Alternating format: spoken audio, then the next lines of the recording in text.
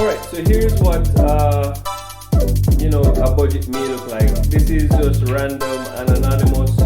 Everybody's budget is going to vary, and when you're budgeting, it's going to depend on if you're a single or if you are a part of a nuclear family, whether you're married, whether you're sharing expenses or livelihood with a spouse. It's going to look different. So budgeting is going to look different from person to person or family to family. It all depends on how the total income is pooled. So a single person's budget is definitely going to look different from a married person's budget. So I am taking this from the point of view that this is perhaps a family that's married, but within the marriage context, you might have other family members who are living in the home because they bought a reasonable sized house, and so the total income is high. So let's take a look. So first thing you want to map out is your household salary.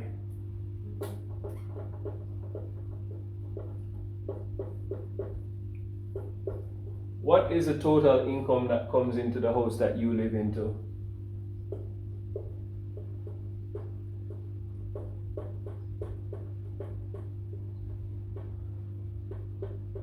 In this example, we're going to be using, in the context of Jamaica, these are Jamaican figures, right?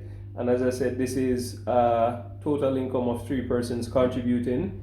So the total that this household is bringing in is 1.6 million.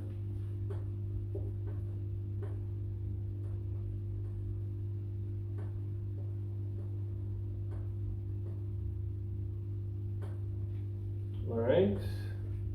Total income. Good. And this would definitely come from primary source of income, side hustles, whatever. You pull in everything in one.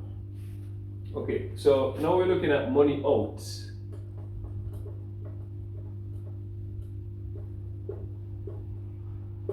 And we're going to group them, and you'll see, based on what we discussed before, we're talking about housing. Let's say that housing adds up to something like 130K. These are average figures. Food, supermarkets on a monthly basis for this household is adding up to something like 60K. Transportation, and again, as we discussed before, this is going to include car payment, insurance cost, and fuel.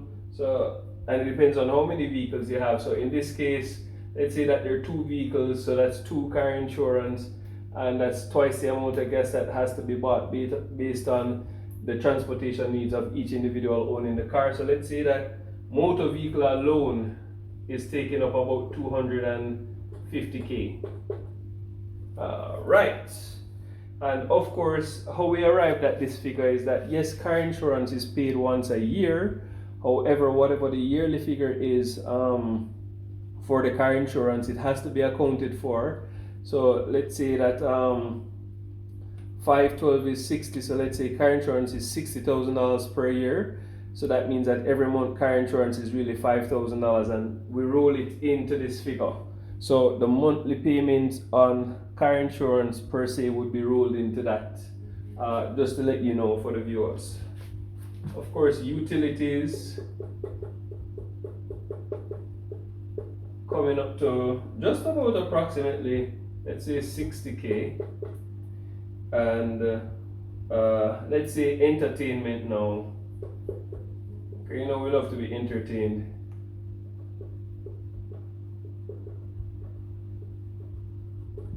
Entertainment on a monthly basis coming up to roughly about 40K. And let's say your savings and investment portfolio, right? Well, we say pay yourself first, but for the purposes of this video, of course, we wanted to cover the 4 walls first. But usually you can put your savings slash investments on automated payments or standing order or salary deduction. That way, before you even get your salary, so to speak, in your hand, you have already taken care of your 10 to 20%, depending on your savings or investment capacity at that particular time. So savings slash investments for this household with a total income of 1.6, let's say that it's roughly about 400,000. Good. And of course, life insurance necessity.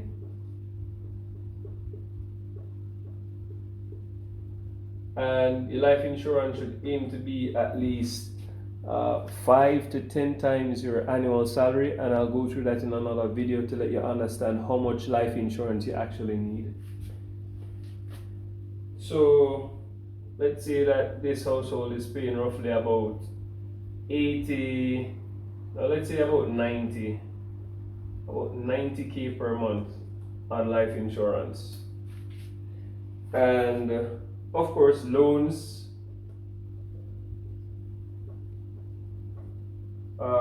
whether it's a car loan, unsecured loan, student loan, etc., loans of any sort, because you have to look at your total loan portfolio, and let's say that loans come up to just about 190K, right? And of course, put in giving back a tithe. It depends on how much you want to give, really and truly. So let's say that they're giving about 60K, so working it out roughly. And credit cards are in the mix.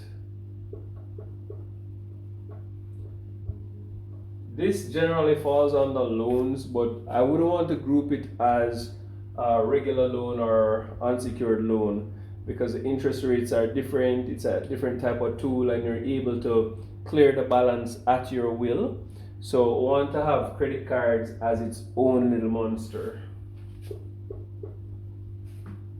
Let's say we don't know what the balance is, but let's say you have a credit card bill, and like most persons, they haven't paid off the total amount owing, meaning that they're actually carrying a balance on the credit card, so they're paying 100K a month on a credit card alone. Let's say that they own a small business and they have some staff to pay, etc., and maybe staff payments or maybe some other utilities if they don't have staff at their small business is amounting to about 50K. Marketing for their business, even though this can come under their business budget, but usually if the person is self-employed, or usually if it's a small business, it's coming out of the total income anyways, or it's a small family business. So let's say they're spending around 80K per month on marketing, and of course their kids' tuition, education, and again, let's say for argument's sake that school fee per term is something like, I don't know, 100 grand, and you want to know how much you're paying monthly for kids tuition. So it'd be 100 grand times 3, because there are 3 semesters or 3 terms, and then you divide that by 12, and then you put in the total number to see how much you're really paying per month, right? But that's an example. But let's say for the purpose of this video, that the education is actually coming up to $66,000 per month. Your kid might go to an uptown school or something. So after we add up all of these things now, this is the money out, this is the money in, or the salary and the income, and we do a quick calculation to find out how much money is actually left over. Alright, so this would be disposable income now.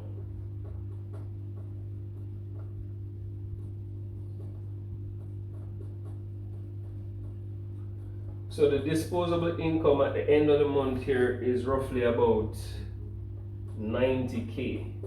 But bear in mind that based on this budget, they would have already taken out money for all the expenses, their necessities, their needs, housing, food, transport, utilities, entertainment would come under wants, life insurance, another need, any type of loans, any type of philanthropy or tithing, credit cards, any other expenses or miscellaneous like staff, marketing, education, etc. It's going to look different for everybody.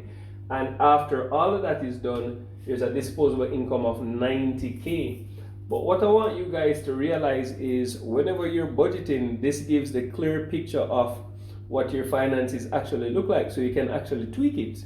And so one of the things I want to encourage you guys on is when you don't have any payments or when you're looking to trim the fat, you actually have money in your pocket. So let's say that this family unit never had a credit card payment, meaning they paid off the credit card in full somehow. So we minus this 100K, their disposable income now becomes 190K, right? With 190K as disposable income, as everything else is already taken care of, this couple now has the opportunity to use extra money, so to speak, because you just gave yourself a raise by clearing debt, by sending extra money to take care of giving if they want to give more, or they have extra money that they can now use to invest, right? So if they wanted to, do a new investment, they could actually take from the raise that they gave themselves by clearing off some other debt. So let's say in the grand scheme of things now that you decided that you needed to trim the fat and you needed to come down from having 2 cars or 3 cars in this home, and you say, all right, let's buy a bus all together, buy the bus cash, everybody pool together using some savings that you had before, and now you're using carpooling. So let's say that now this transportation figure, because there's only 1 car now, moves from 250 to, let's say, 100, right? So essentially you would have also given yourself a raise again of an additional 150, so your overall disposable income again raises to 340,000 overall. So these are some nifty ways that you can actually give yourself a raise, but you can only do that when you clear debt and you have a clear outline of what your expenses are versus your income, and you actually put it down. And as I say, it's not going to vary much every month. Your rent or your mortgage is going to be pretty much the same. The food you eat is going to be the same. The amount of gas depending on the route and how you drive is going to be the same. Your life insurances is going to be the same.